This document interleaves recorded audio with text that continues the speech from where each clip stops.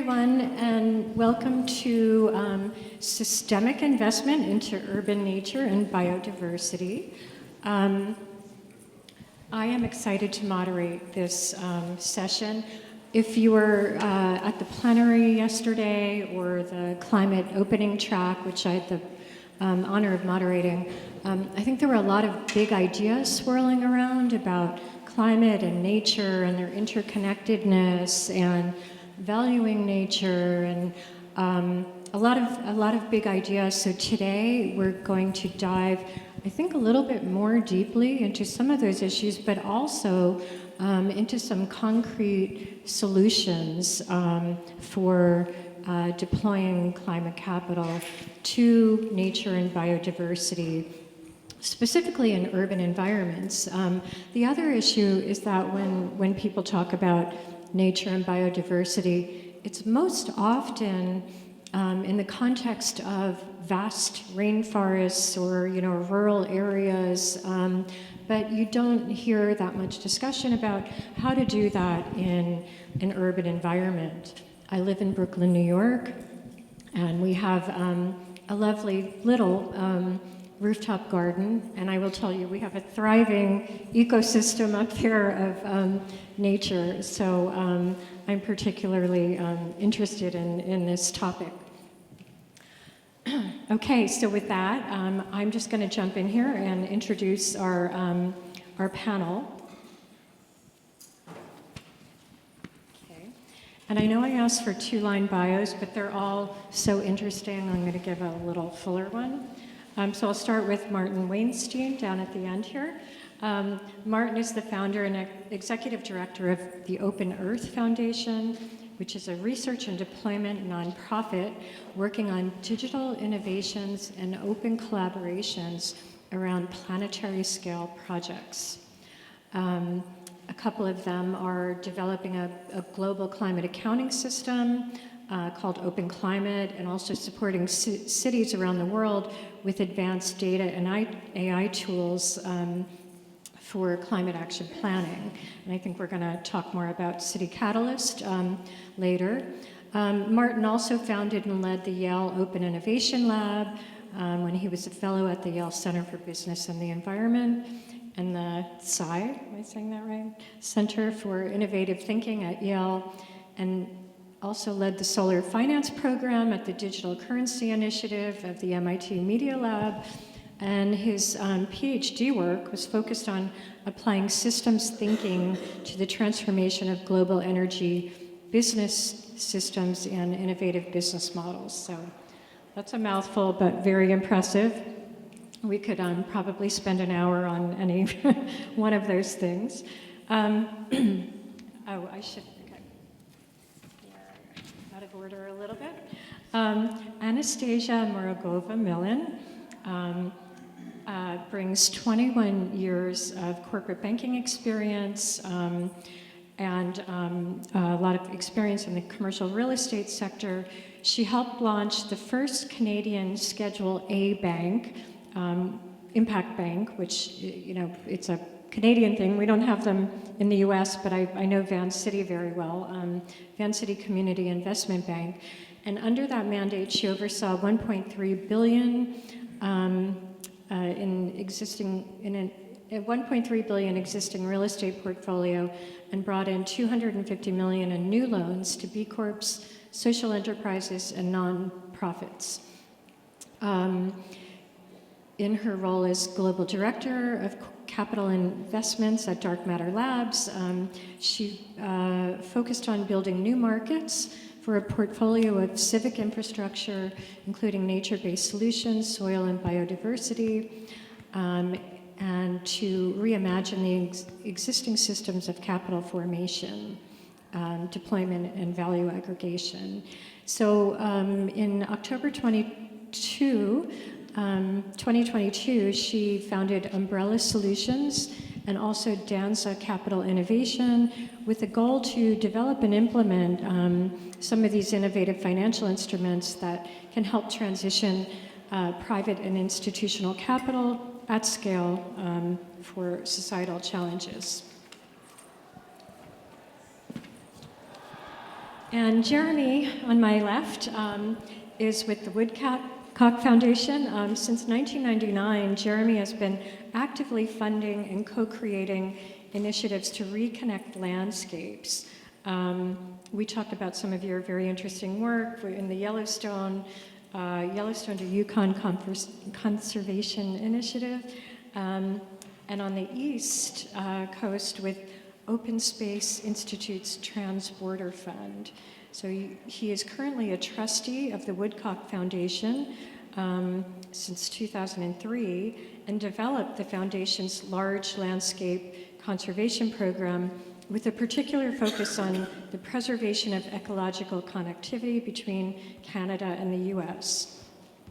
Jeremy is a board member of the Wildlife Crossing Fund, and his interest in finance for biodiversity stems from the urgent need to scale funding for large landscape conservation. And I'm going to leave it at that. Okay, well, thank you. And so before we dive into some of the specific projects and models that you're all working on, I thought we should set up the problem statement here. So what are some of the shortcomings of current impact investing mechanisms when it comes to investing in nature-based systems, and why is it so hard to attract capital at scale to some of these solutions? So Anastasia, I think I'd like to start with you. Thank you. Hi everyone. And I have to say I'm really excited because when we first came in the room had 3 people, I said, you know, it's going to be intimate, but at the same time, it's wonderful to see such diversity, and I assume we have. How many of you are Canadians?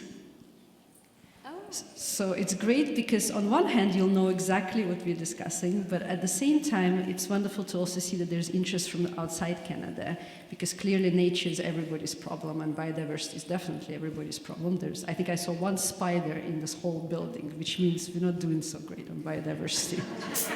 And I just wanted to really thank my fellow panelists, because I know the lengthy intros sometimes sort of lose sight of it, but if you actually summarize us in 1 sentence, is you have a whole spectrum here, because Jeremy, who is incredible, spent so much of his career and life both as a capital allocator, but as also someone who knows this space of biodiversity and nature very intimately and understands the actual solutions.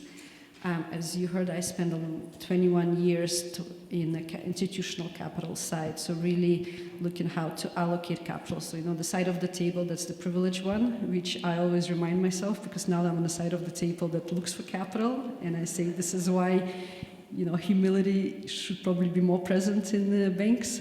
And then Martin, of course, is all the frameworks and the data and the accounting that we need so much, because without it we can't really shift the current systems.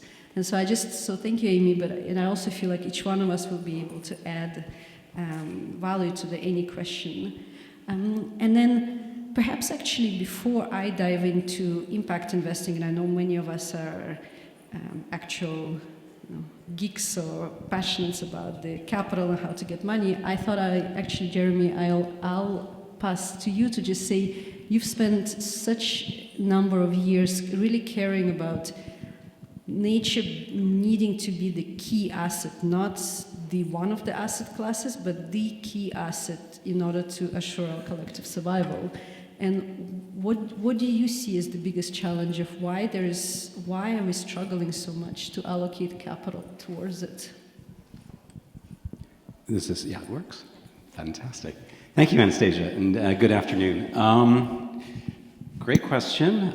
It's one I've been struggling with for a long time, as long as I've cared about biodiversity and large landscapes, because as probably many of you know, that there is an enormous funding gap. The global requirement annually to restore nature is in the neighborhood of 700 billion and up. And this is an old report, the Nature Finance report by the Nature Conservancy and the Paulson Institute, that documented it's about 120 million global funding available. So to fill that, $600, $700, $800 million gap is an enormous, enormous challenge, and it's a desperate one to do. And I think one of the problems, and I just did the IDEO exercise on the carbon credit markets downstairs, where you were on a spectrum as to whether you believed or didn't believe, and whether carbon credit markets were going to save the world or not. It kind of dawned on me that we've suffered from kind of a collective amnesia since 1992, because that's when the Rio de Janeiro Accord was set, and it was identified that climate change, which of course we all remember, and the extinction crisis were the twin existential threats that face the future of humanity. And we've certainly gone a long ways. I think there's problems in the carbon market for sure, but we've gone a long ways with the climate change, and really have not looked at the biodiversity and I'd say for 30 years, because I went to COP15 in Montreal, and that's kind of the first time I started to hear general noises about we should finance restoring biodiversity. And so it's better late than never, but I think it's one of the big reasons why there hasn't been a lot of stuff developed. And I think it's hard too. I mean, one of the biggest challenges I think we face if we're trying, apply financial wealth or finance market wealth to nature is to preserve intact nature. I mean, how do you make an intact rainforest pay? That's something that's really been a challenge. And if any of you in this room have some ideas on how to do that, please see me afterwards. So the only other thing I'll say is that at the foundation, what we've been doing is trying in our way to address this issue generally. I'm very proud to say, as a foundation, we're 95% mission aligned in our investments, which are broad, and we have a lot of environmental stuff, and we've actually made some grants to create product that we could invest in, and I'm very proud of the work we did to help develop the permit banking system for coastal fisheries, both in California, the United States, and now even further abroad in the Pacific. So that's been a really successful collaboration that we've had. And this is another one that I've backed into, and our foundation invests in outstanding leaders, and I think I have one to my left. And it's been really, really exciting collaborating to design another possible, I think very possible, investment product for biodiversity. And so I hope you'll talk more about that shortly. Yeah, and Martin, I'd love to hear your thoughts on this as well. Thank you, Amy, and welcome everyone. Thanks for bearing with us right after lunch. We'll definitely try to keep this as much dynamic conversation as possible. And I think a very good conversation starts with very challenging questions and problems. I'm fascinated about this topic because I often describe the portfolio of things that we do at Open Earth as either falling in the city climate and energy transition or in the nature space. And that already speaks with how flawed that way of presenting things when we really need to blend them together. And I'll try to stick with like 3 levels of problems and solutions of how we think about things, and they're sort of aligned to like if you're familiar with like a horizon 1, 2, or 3 approach. The first problem I would say when trying to invest or doing any project in a city is the ability of having data, tools to understand the system, the complex system that a city is. And one of the fundamental problems there is there's not really great tools. Cities as local governments often don't have access to funding for example, latest digital tooling. And you'd be surprised even like wealthy cities struggle with that. If we look at the comparison with the corporate space, just taking a climate tracking or a nature tracking software tool, you've got multiple, let's say, venture-backed software products for companies, and when we talk to cities, they have spreadsheets. And so they really try to run the entire sort of like urban planning and transition on complex things around climate. And part of the problem is because GovTech or B2G models are often not seen as very exciting for traditional VCs that normally are funding those tools. So that's one type of problem and how it escalates, and I'll talk a little bit about that.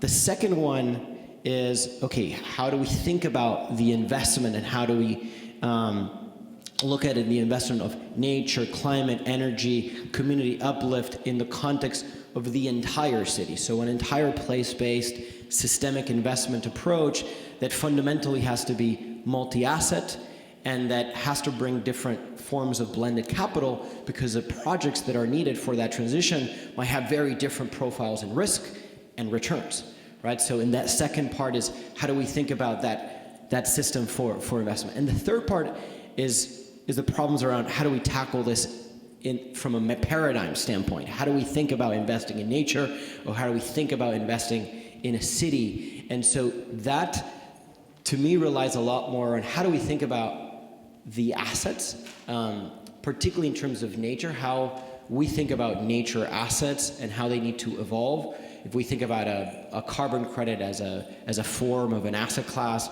how do we see that carbon credit in the context of the global carbon budget? If we think about a new nature or biodiversity credit, how do we think that in terms of the sustainability of its entire bioregion, and what does it look like as a whole? And so those are three very different levels of problems, which require different levels of solutions that have to be interconnected. And hopefully there's three important conversations. Changing paradigms at the top level, changing like really what we're used to and what we're comfortable in our investment, and really breaking certain basic divides as having the right data and tools to navigate that transition. And yet, and this is what I love about this panel, I would argue two of those points. One is, I would say, yes, we need new data, and yes, we need to start thinking differently about how we build a portfolio of projects, etc. But at the same time, investors are investors, and institutional investors, first of all, don't like when you bombard them with too much different data. I mean, they optimize for one thing only, which is price, and then they tie risk and return based on that. And so I would say, and Dominic is here, and thank you for being here, but I would say what Dominic was mentioning yesterday is very much why I look at investing into nature in biodiversity in cities as a systemic problem, where you have to address every stakeholder where they are. And so investors have 4 tools that they deal with. They have fixed income, they have equity, they have cash, and they have real estate. And if you try to blend those, or you try to somehow ask them to put equity with the returns of fixed income or returns 1% above inflation, it's just not going to go anywhere. And so it doesn't mean that they're right. It's just that they are the stakeholder and they control capital. And so I think what's interesting is that you could design tools specifically for investing in nature and biodiversity in cities that still meet all of investors' requirements, and you can do it. By doing so, you can get their capital at scale, and yet you can still preserve what nature is. And so, to give you a very direct example, so I don't believe in carbon credits. I don't think that's the way to go about bringing capital at scale. I don't think it's wrong, it's just that I don't think we have time to develop a market and try to argue about the market and the price of capital. To Dominic's point yesterday, was really well illustrated, is you can't ask for capital at scale when you don't know if the return is $10 or $100. You just can't. And so, but we all can agree that nature is one of the most valuable assets because it brings up the value of other assets. If any of us have a home or live in a home that's next to a park, we love it, versus living in a concrete jungle. So I think we can all agree intuitively that nature is an incredible asset. And so what city allows us to do is it allows us to bring adjacent assets and based value of nature based on the value of those adjacent assets. So again, if you think about it, how has nature been financed outside cities? We looked at timber, and we said, well, what's the value of timber? And as long as there is value of timber somewhere on a natural asset, we'll finance nature. We can use exactly the same logic in cities and say, what's the value of real estate if you build a park? Or what's the value of real estate if it's all of a sudden insurable when before it lost all its insurance value because it was flooded? Now, again, you're not basing it on the value of nature directly. You're not saying what's the value of carbon or biodiversity. You're saying what's the value of the adjacent asset. You can do that in cities because we have a portfolio of assets, just like Martin mentioned. And then if you can think about it that way, then you can start understanding that, well, for example, real estate investors intuitively know that market extremely well. It's one of the most lucrative markets. So they won't argue on what's the value of real estate. So if you can convince investors that by putting money towards nature, they're actually financing real estate and they're getting repaid from the value of real estate, then investors are happy, they get their return, and you actually don't put nature as security, which is extremely important. Okay, we're getting into your model, but True. yeah, but there's also a market for, governments, cities are very concerned about climate, right? So there is a B2G, business to government market. Before we will get into these two sort of solutions coming from different perspectives. But Martin, can you talk a little bit about the appetite among cities? And I think you're taking a pretty global view, right? Like, do the solutions that we're creating also work in the global south? How do you, are you approaching these things differently? Yeah. Cities do have a quite differentiation in terms of appetite in some sense, and it changes, and so it's also one of the reasons why investing in cities is complex. Things can change in 4 years really fast in directions. But one of the approaches that we do try to take, and historically when we look at the Paris Agreement, just thinking of it from a scientific standpoint and the global carbon budget, and you've heard 1.5 degrees, what does that translate to countries? And then what is the ability of a country to achieve its NDCs as a function of its, what we call non-state actors in the UN world, like corporations and cities. So how do we think about a city in the context of its commitment in the context of the state, and the state in the context of the country? That's one thing that we're now working, thanks to initial progress that was done in the UN negotiations, called the Coalition of High Ambition Multi-Level Partnership, which is an agreement between 74 countries to collaborate at the national level with the city levels. Historically, that didn't happen. It was sort of signed in Dubai in the last COP. And so we're trying to really think about how to approach it from that perspective. So if we think about, how do we help a country achieve its nationally determined contribution, really it has to be worked on in the bottom up. That's one perspective. The other reality is that I would say there's three things that we find from working with mayors that they really care about on a Monday morning. And it's definitely not data, and it's definitely not like AI or things that we traditionally work with. One is, how does better information about, for example, the co-benefits that Anastasia was describing actually help a city increase the budgets? Because almost every mayor in the world, the things that they want to do and the things they want their citizens to achieve, it doesn't align with the budget they have. So what is something that can help us go from a scarcity mindset to an abundance mindset on a budget standpoint? How do they help mobilize capital from outside their public balance sheet in some sense? The second part is climate impacts, and that's where also nature plays a key role. One thing that, and this might be a very cynical view of the priorities of a mayor, but what a mayor fears is having a climate impact under their watch, and it's very clear that they weren't well prepared, and that's the end of their political career. So it's very important to prepare for climate impacts and really to think about the infrastructure of that. And the third thing is all the co-benefits that Anastasia was saying. When you have really a very good nature-urban dynamic, health, mental health, all kinds of things really thrive, and biodiversity brings a totally perspective to the city, which brings tourists and brings happy citizens.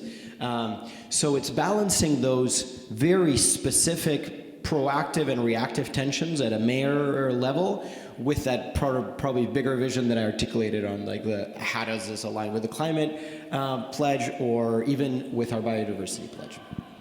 And of course, cities are important when you have looming elections that might throw, up into the air some of the national and federal level goals. So we want the cities on board. Jeremy, do you want to jump in with anything? Role of philanthropies. You are with one, but you often are a little bit critical of them, I understand. No, no, heaven forbid, I would criticize my colleagues. I mean, all foundations are different, and they do take different approaches. I think one of the challenges, opportunities I've had is that I have a fairly small funded program with big eyes. And so I'm always looking for ways to leverage that. I mean, obviously, the first one is to become, a keen salesman, so watch out. I'll be looking for you with all these great ideas I need funding for beyond what I can offer.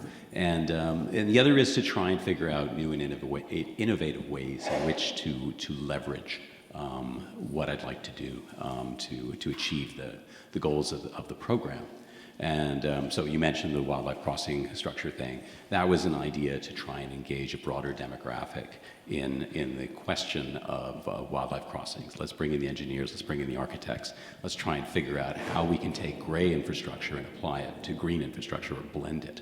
And that was really exciting and really fun to do, and it opened up a lot of possibilities. And now there's a lot more public funding and private funding, more and more, for a key part of the connectivity goals that I'm trying to achieve. The other thing that's incredible about wildlife crossings is their power of communication. So you may never have set foot in a park, but almost everybody in this room, I'm sure, has had an experience with wildlife on the road. So the wildlife crossing structures and information about them addresses that experience in a positive way, and it is a very, very shorthand way in which you can talk about the concept of connectivity without glazing people's eyes over talking, about conservation biology and road ecology. So that's an example of what I think this particular philanthropist tried to do with a small budget for a big program.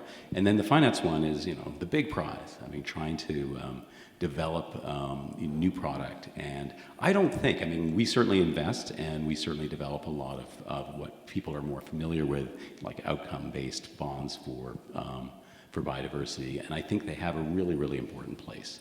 But they're never going to get to that scale, that 600-700 billion scale that we really need, and that's the challenge, and that's why I think what Anastasia is talking about is so important.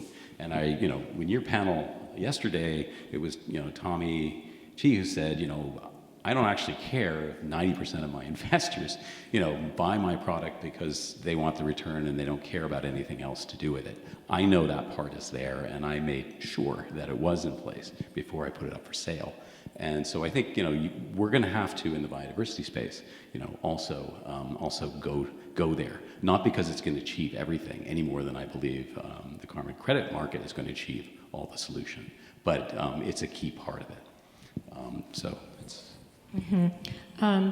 But also, we are so dependent on nature and biodiversity, right? Like if the pollinators collapse, or like any part of the food chain collapses, we're in big trouble. So I think there is that. I think people kind of get that as well. So Anastasia, to your point, you're making the point that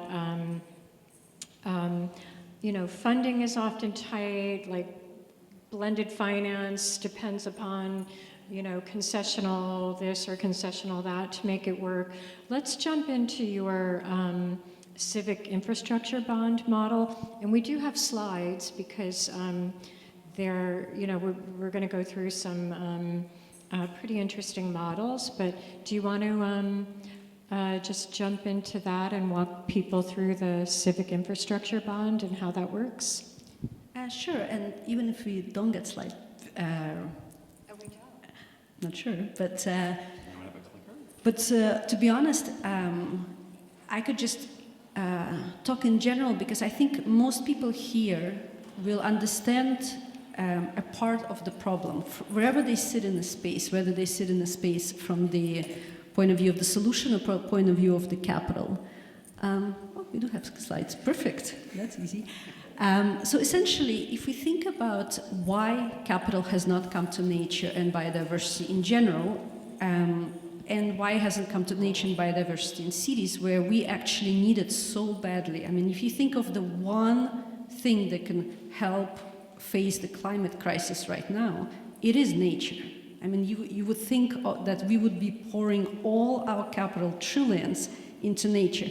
And yet, give you an example, so Jeremy mentioned we need 800 billion a year to meet the 30 by 30 goals.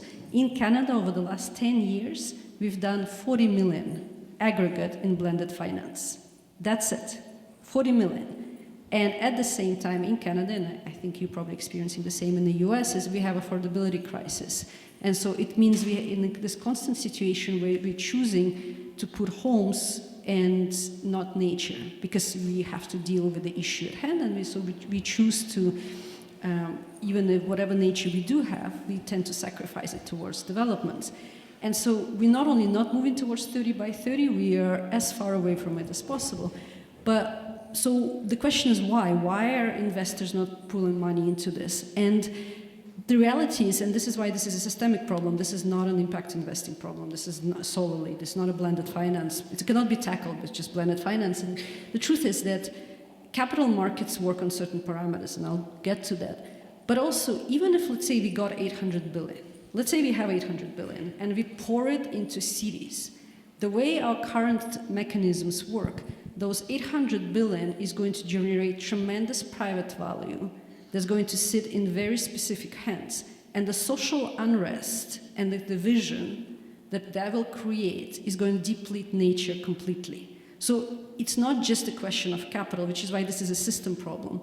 And even if, let's say, we figured out how to democratically redistribute the value of nature, somehow we figured this out, the other reality is that those who take care of nature, the stewards, currently, and this is, Martin just spoke about this, we have two ownership mechanisms. We have a private ownership mechanism, so a real estate developer will own whatever is on their site, or we have a public ownership mechanism, which means the municipality or federal government will own the parks, which means when there's elections, in Canada we just got triggered an election today, so now there's an election, so whenever there's a federal, provincial, or municipal election, the budgets get reassessed. So all of a sudden trees get cut because there's no more budget for trees. All of a sudden the park the land gets sold to a real estate developer because the city has to pay for something else.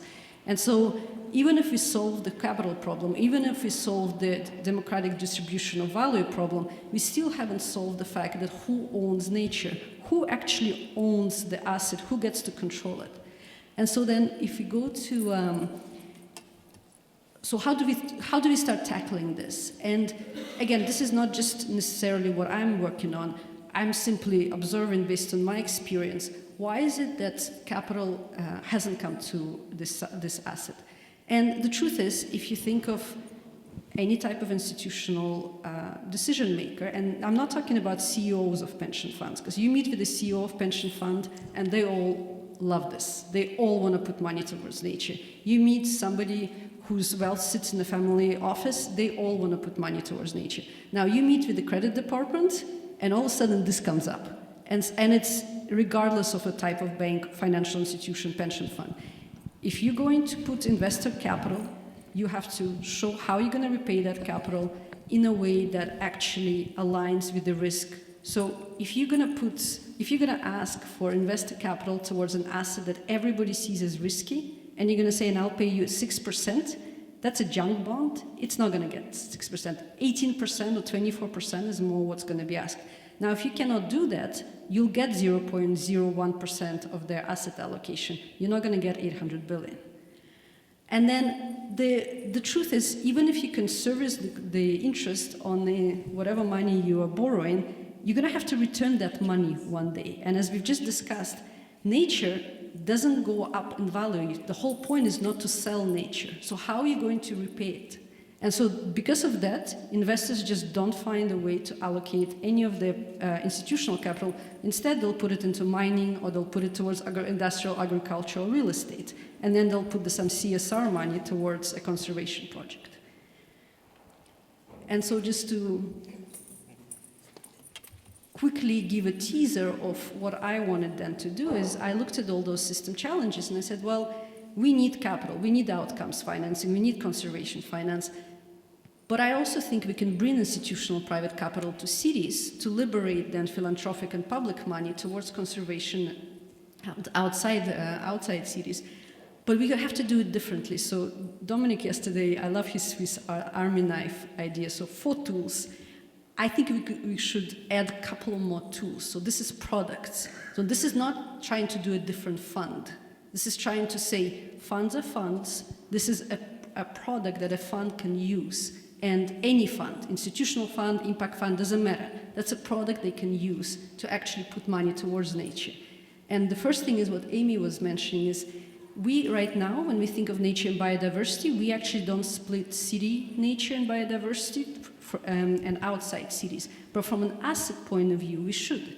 Because it's very hard to take nature and put it next to an adjacent asset class in rural areas. Because already agricultural land is hard to finance. Nobody's going to increase the value of agricultural land because you put a park there. But in a city, you actually can do that quite easily. So we have to, from a finance point of view, distinguish cities and outside cities areas.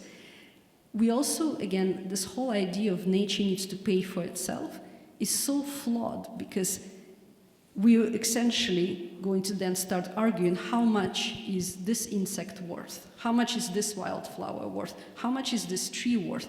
And then none of us, all our wisdom would actually be able to say with certainty, considering the climate crisis, what happens to this biodiversity patch and how much carbon is it actually going to sequester in 5, 6, 10 years.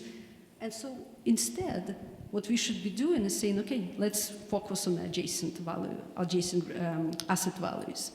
And the final 2 things is, again, something I tremendously care about is I think if we're going to finance nature for nature, we're going to have no choice but to give nature as a security to investors. I mean, try to go to anybody and say, pay for the park, but you don't get any security in return, and I still only want to pay you 8% return for your investment. It's just, you won't be able to argue that point, not for the scale of capital we need. And so if we're going to focus on adjacent asset classes, then that takes away that need. You say, why do you care about the park? Why do you not care about real estate adjacent to the park? So let's talk about the real estate adjacent to the park. Leave the park to the community that stewards that park, that stewards the solutions. Let them hold the park forever in perpetuity. And if one day biodiversity and carbon credits are a thing, let them have access to those ecosystem services because they can actually use them to maybe pay for affordable housing one day. So leave the park into community ownership, but let's focus on the other assets and let's see how we can repay the park from those assets. So that's the whole premise of what I'm trying to do, which is say, what is a different instrument? Again, it's not trying to reinvent something that doesn't exist. It's simply adding another tool and allowing investors to then work with that tool to put their money towards the nature and biodiversity. And if I could give a little bit of an analogy, if anyone's been to New York on the High Line, maybe if you were at Climate Week and you took a walk where the science fair was, so that was an old abandoned railway track, like above ground, that cast a big shadow, and there was nothing but auto body garages under it. It was a grungy area, and then some citizens had an idea to make it into a park, which finally happened, and it's gorgeous. They planted it with native species, and it's runs from 14th Street up to beyond 34th Street, on this elevated park, and it has revitalized, really transformed that whole once grungy neighborhood. Now we have designer buildings around it, and I would say I don't know the exact. I can give the exact number. Okay, yeah. 370 million is what the investment was into that park. 8.7 billion was the value of real estate uplift within half a mile. Yeah, so it's created a considerable amount of value, but that value was all captured by the private real estate developers. Exactly. So if they had something like a civic infrastructure bond, a small portion of that would be going back to, in this case, to repay the initial investment, and most importantly, to maintain the park so that then the park is owned by the community and there's money to, so that in 10 years when there's all of a sudden the need to plant more trees, it's not a question of is there a budget for that. Exactly. And then just to wrap up here, but you have developers that are interested, you have... So if you go to the next slide, just to give a summary. So we are doing this in Canada. I'm doing this in Canada. I am in Montreal, so the question is to first prototype it in the places where we know there's going to be an uptake. And again, so I'm structuring a $250 million civic infrastructure bond. It's nothing. Like just in terms of size, that's 7 projects. We need billions. But 250 million, when it comes to impact space, sounds like a big number. And so the idea is, the truth is we have a pipeline of more than 1 billion of projects that are ready to be funded and developers that are ready to put a contract in place so they share 10% of the value uplift. So if you're a developer, this is the best lucrative deal you can get. Somebody's going to build a park next to your real estate. You're going to capture 90% of the value of that park. You're not going to pay a cent for that park for maintenance of it. And all you have to do is give back 10% every time you refinance your property and take equity out. And developers love this. Now, the reality is we need parks. And so developers are going to either get 100% of the value uplift or 90% of the value uplift. So this is just a question of looking at that system and saying, let's use that system in order to change what's happening right now with the capital allocation. And so, yes, so we're doing the projects in Montreal, Ottawa, and Guelph. And again, there's projects all over Canada. We just have to limit what projects we can do because 250 million is the first prototype, so we just have to be careful where we put the money. But the idea is the moment this is structured, and we're very lucky in Quebec, we have a Fonds d'Action, which is an institutional asset manager that can actually asset manages quite well, and we have investors that then can invest into this with quite an appetite. So because we, unfortunately in Canada, we don't have that many institutional asset managers, so it's hard to manage 250 million, but we do have in Quebec one, so we can work with that to then to fundraise and deploy the funds.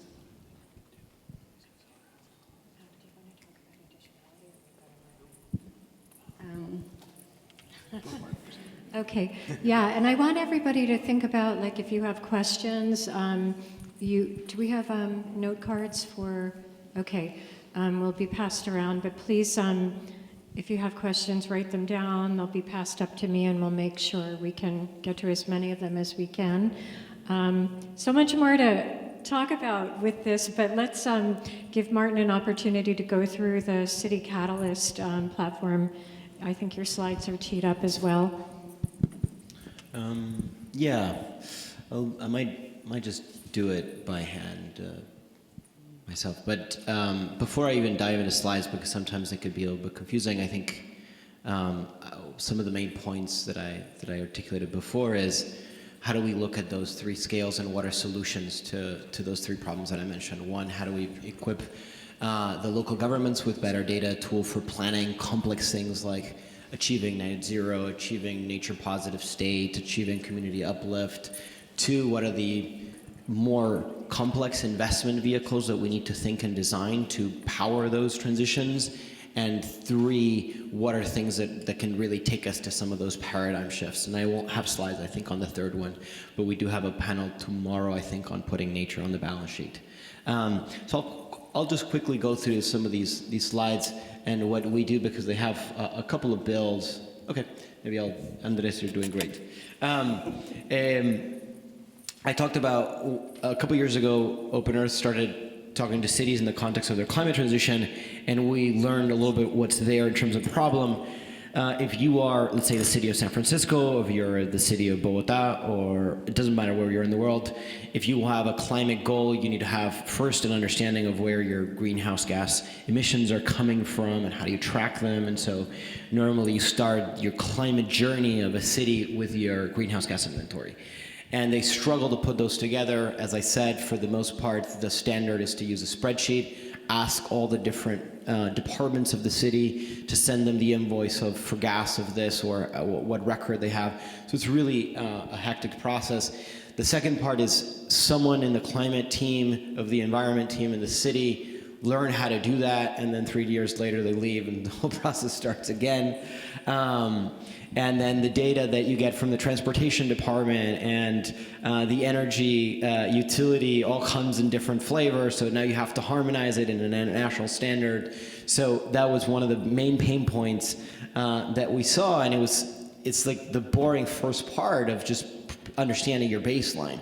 It's the same thing if we're looking at a general sort of like, where are you at on nature, how much green space do you have, how do you track all of that?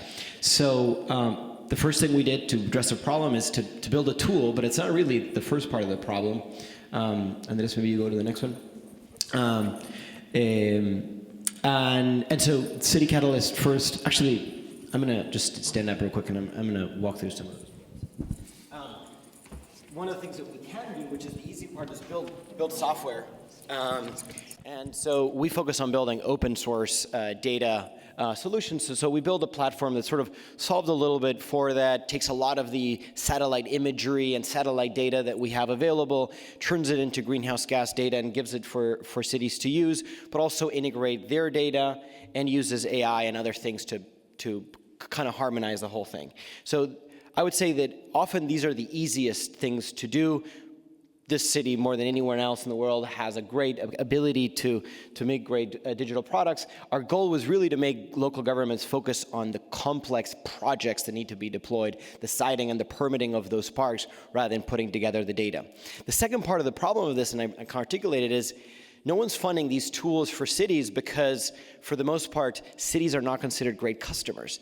It's really hard to sell software or any SaaS model to a city. So one of the hardest things that we have to deal with it is the business model. So we actually have to take a venture philanthropy approach where we take capital from philanthropy to build the tool to show that we can create a revenue generating SaaS and then spin it off from a nonprofit and raise capital. That is like the inventory is one part of this journey of a city. You have to agree to commit on, let's say, climate or nature ambition, agree to disclose, prepare the data, build their inventory, do planning, finance all the projects to do that, establish the signing and the permitting of the projects, and implement and then monitoring again. For the most part, as I mentioned before, that project and that big transition plan, or normally a climate action plan for the city, ideally has to be aligned in the context of the state and in the context of the country.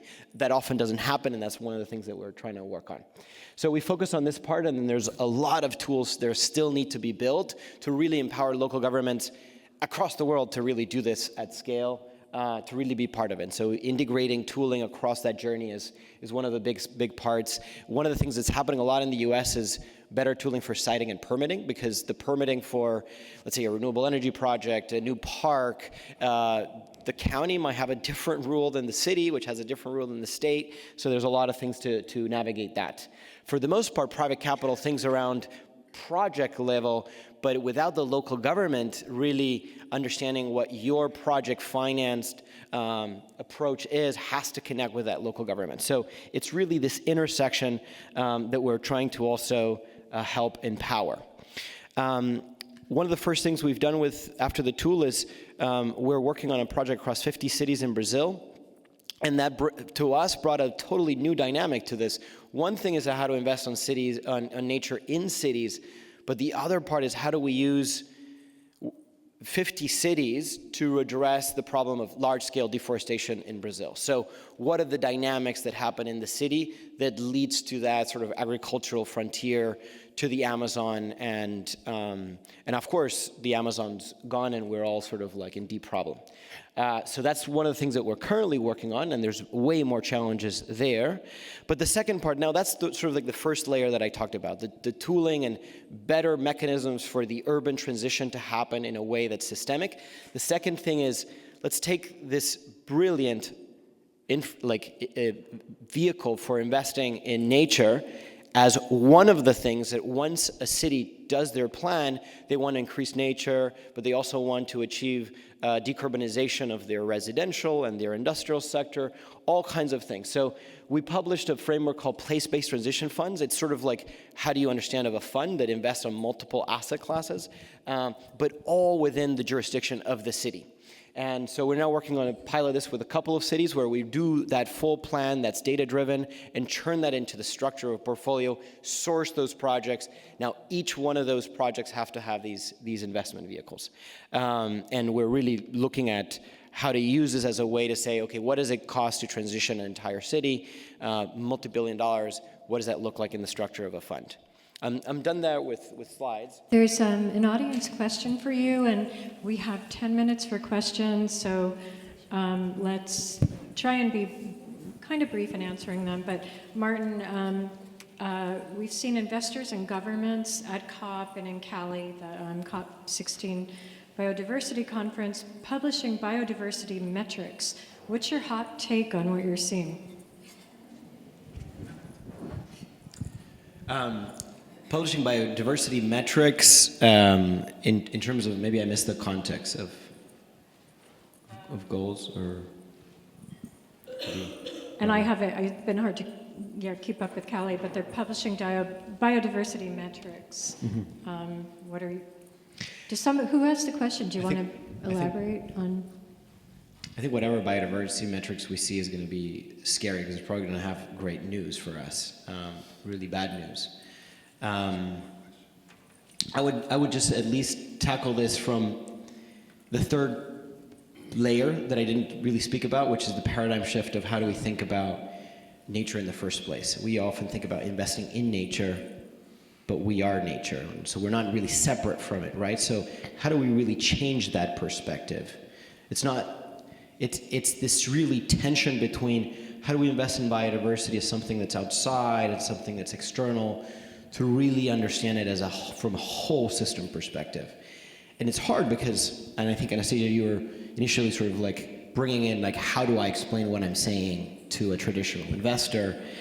How do we think about the design of these investments in a way that changes the mindset of the investor and that changes the mindset of all the stakeholders involved, so that we don't see it as separate. And I was with Canadian Indigenous leaders in Montreal recently and talking about ownership and like who owns nature is like nature owns us, like we are part of it. So how do we also think in terms of that?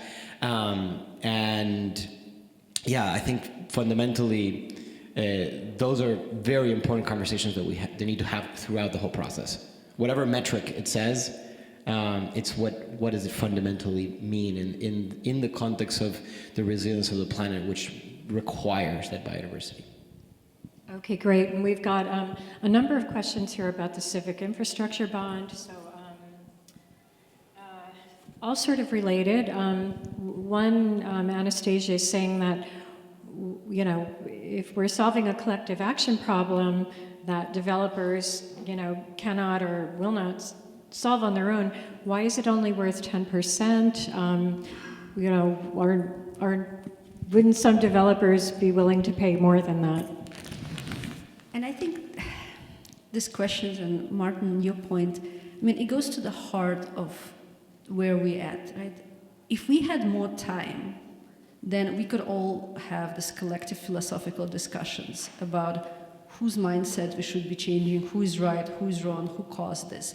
But I think we have to admit we don't have time. And so from my perspective, I worked in institutions for 19 years. I can tell you that as institutions are so amazing at ensuring that the people who work for them they enslave to the institutions in the body and soul. And the way it's done is very simple. You get paid a bonus. You get paid a bonus every time you do a transaction. You get paid a bonus every time you do a sale. You are programmed to make sure that you invest based on two parameters, which is mitigate risk, create a return. And so trying to sit across the room and try to convince somebody that nature is the boss, and I think in this room everybody knows nature is the boss, but trying to convince somebody who might agree with you, but then drive home in whatever car they're driving to their chalet that they live in, where their kids go to private school, you're not going to win that argument. And I don't actually believe we should be engaging in that. What I do want is to have their capital, 100%. And I think it's quite simple. I think nature should belong to the stewards who take care of it. I think they should decide what are the metrics.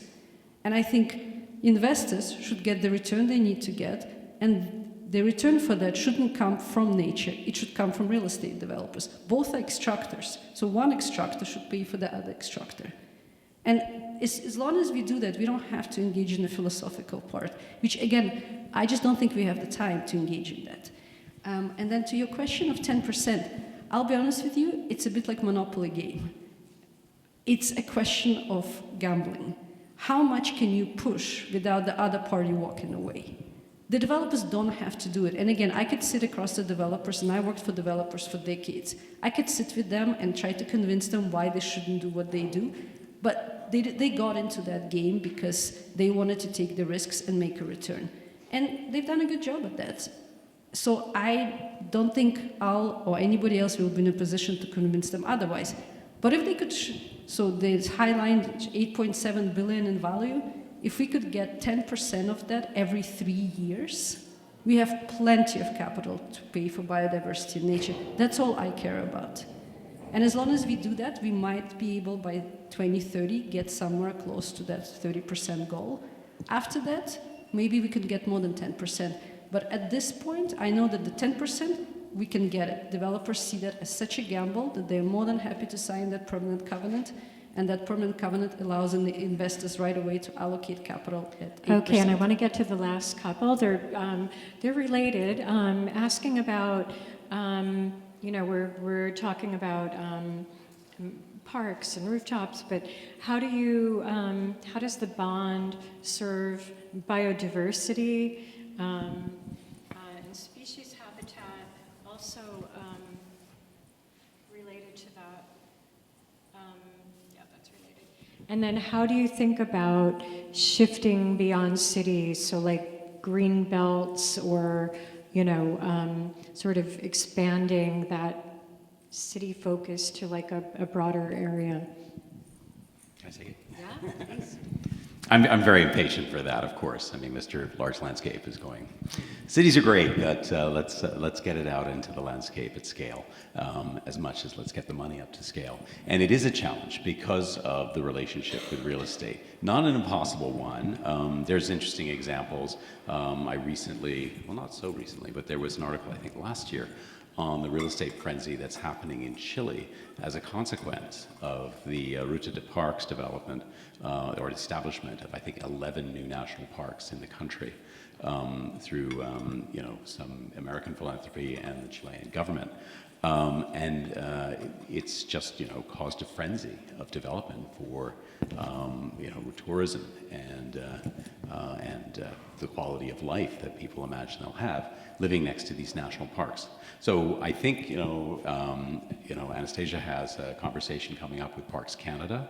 They have this problem with neighboring developments to their national parks, and I think they're interested in, how this particular solution might be able to apply to them, which is a wilder, more rural, larger landscape, so it's interesting. So I think wherever there's, national parks, there's opportunities. I've even thought, yes, there's, a lot of agricultural land out there that's harder to correlate to, the real estate value. But, in some areas where there's small, sustainable, family-run farms, they also happen to be pretty charming. And people like to live there. I happen to live in a community in between Montreal and Toronto that's a lot like that. And so there'd be no reason why you couldn't include them as a kind of collective asset from which real estate benefits and therefore should pay a portion. Great, and then I think we have about a minute, but can we address the biodiversity question? How do, beyond just, planting native species, how do you introduce biodiversity? And then, there are problems when you have humans living in close contact with nature as well sometimes. So how do you think about that? Well, I think it's important to understand that there are so many organizations on the ground that have developed solutions. And so the biggest thing is that if we can provide capital to build that ecosystem, then, so what happens, for example, now is a developer wants to put a project, they have landscape they have to put, it's part of the requirements. they go to the industrial landscaper and they say, can you do this as cheaply as possible? Just put as much grass as you can. Let's make sure we cut it once a year using our diesel landmowers. And at the same time, you have so many social enterprises and not-for-profits that have developed biodiversity solutions where on the same patch of land they can put incredible biodiversity that will integrate with, yes, humans living around it, but it's exactly the species that need to be there that are native to the place. And those enterprises never get engaged by developers. And so I think the way I look to address that systemic failure is to say, if those lands belong to a community, then they can absolutely mandate with the same amount of money that the developer would use to pay for the grass, with the same amount of money they can mandate to then the enterprises that have the solutions to come and integrate those biodiversity solutions.